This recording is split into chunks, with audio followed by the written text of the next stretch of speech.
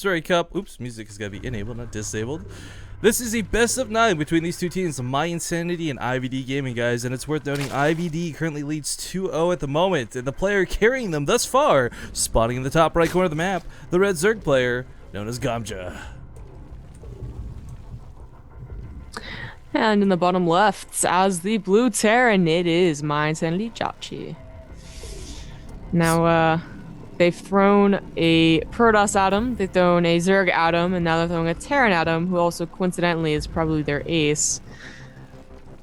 Yeah, it's actually it's interesting too you bring that up, because Stardust has said in the past too in a couple interviews, like, Stardust is a good player, and I think he knows this too, but he knows the strength of Jjakji. We all know the strength of Jjakji. He's been like the #1 person to be in the finals or semifinals of pretty much every tournament this year. I mean, this guy is on fire.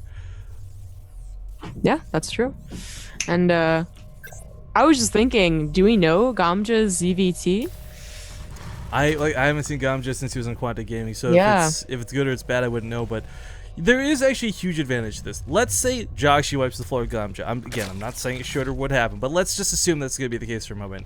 The nice thing for IVD though is they're going to get to see exactly how he plays if they haven't already. I mean, I imagine they've studied up on him. I imagine they knew like these were going to be the two big threats of the day, Jjakji and Stardust. And if Gamja can't beat him here and now, they're gonna have a good idea of how he plays, and maybe they throw Zerg out next and try and counter Jjakji's TVZ strategies, or heck, maybe they're bringing Puck out of the mix. But I think Puck's been feeling a little bit shaky with his TVPs at the moment, so Ruff may be like second candidate in that regard.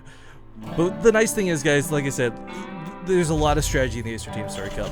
And even if a player loses, the nice thing is the team's been able to watch. They watch the cast, they witness the games live, they know like, okay, Jjakji plays exactly like this, so they might whisper to the ear of Zerg, alright dude, do this next game, and you got this. Yeah. I was just thinking, like, that is a very strong, you know, strategy or whatever you want to call it, to do. Like, to study beforehand and say, this player does this, let's counter it by this. Unfortunately, there's not many hard counters in ZVT. I guess a Bailing Bust, maybe, if, you know, they're really bad at scouting or something. Roach Hydra is stronger now than ever. We're seeing a lot of players implement that in a lot of these weekly cups. Wow. And the thing is, players like Tefl have beaten Jjakji in the past before Hydralisk got buffed with crazy Roach Hydra all-ins. Yeah, that's not a hard counter, but yeah, that is a very strong strategy to do against Jjakji. That is a really good point. Unfortunately, because Gamja is Korean, I imagine that while he's in their, you know, practice chat or whatever, he probably doesn't, you know, can't really communicate that well. So if we're gonna see like a, you know, a definite hard counter, it would either be because Gamja studied himself, which isn't, you know, impossible. Jjakji's a really good player to, you know, study, or it's gonna be another player that did it, like Zerg.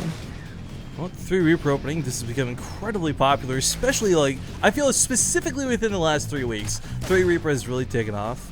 This, it doesn't really delay too much because you're looking to get that third command center anyways. I mean, if you were going to go for some sort of Banshee play, it's going to be set off a little bit. But Jjakji, of course, very talented with his controls, still managing to duck it in and out. This one Reaper's got to be careful.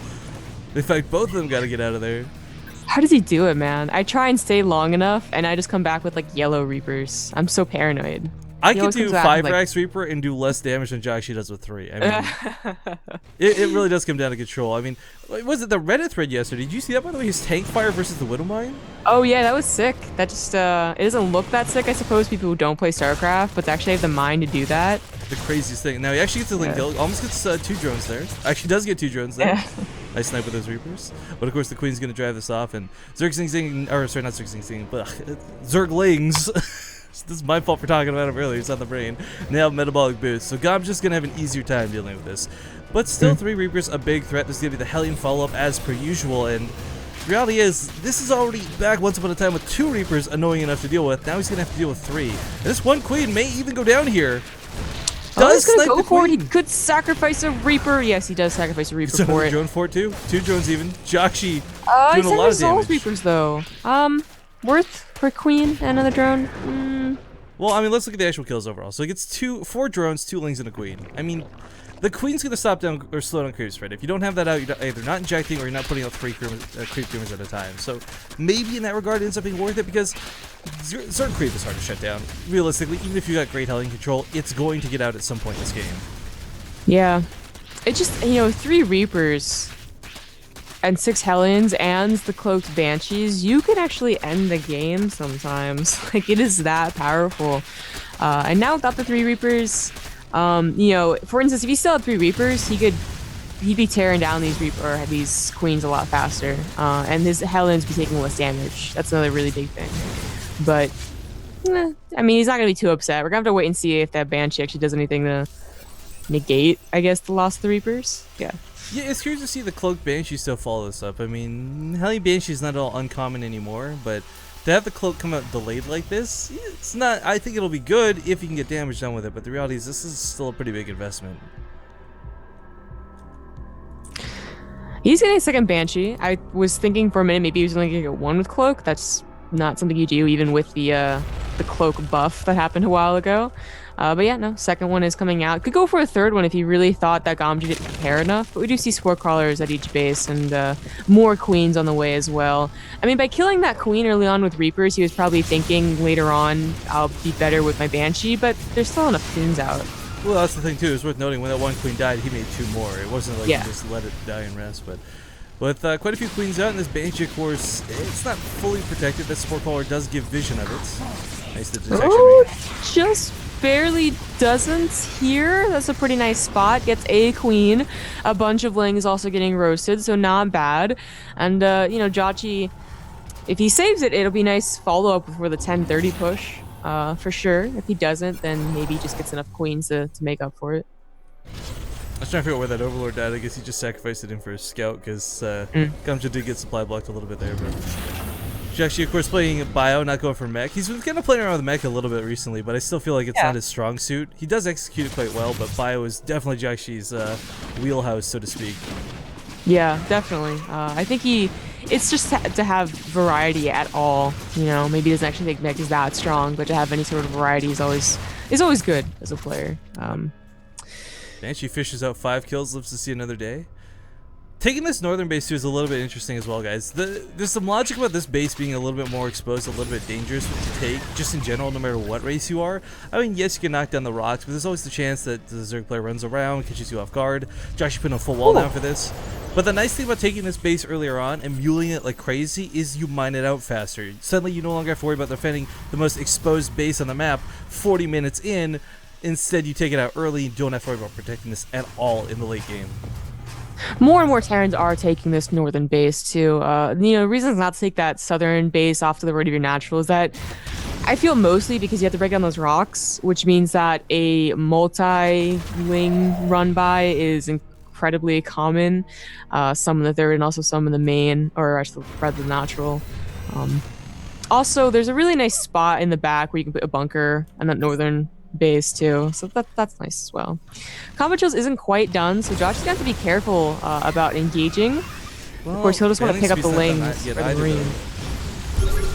I mean, there's no middle scout yet. Bailing speed it's on the way, but I mean, there's no easy way to engage into this Bioforce. Yeah, +1 melee. Oh wow, Hellion snipe off most of those Bailings. Only 2 remaining. There's simply not enough to deal with the bio anymore. This push just went from being annoying to possibly game ending. There's just queens left to defend and 22 more lings are on the way, but Gamja doesn't have Banelings. This is the push that every single Terran does. And he scouted that it was a 3rd command center, so he knew the approximate timing of it. He just thought the Banelings would be enough. Now this Ling surround will take care of it. He will have to lift up, so it's not actually the end of the game, which would have been absolutely embarrassing. So, I mean, shutting down that +2 weapon upgrades is a big deal. That's an awkward spot to unload for Jjakji, but it's perfect. I've never seen anyone unload Marines there, but that's actually great. Yeah, and look at the 3rd, also under attack. Gamja's able to supply. I mean, I don't know when it happened, but Gamja never... I guess Gamja was having a tougher time with that Hellion Banshee than we figured. Well, whether it was making too many queens, too many drones, I mean, one thing's for certain. Jjakji puts mYinsanity on the board now, guys. Now 1-2. But of course, as I said before, there's the option of Apocalypse. You got Ruff, Zerg, Zing Zing, IVD Gaming, Puck as well. Has got a lot of good players on their roster. We'll see what comes out next, guys. But we're going to go to commercial break for the time being. So thank you very much for tuning in this morning for the Acer Team Story Cup Season 3. I'll be back with more games in a moment's time.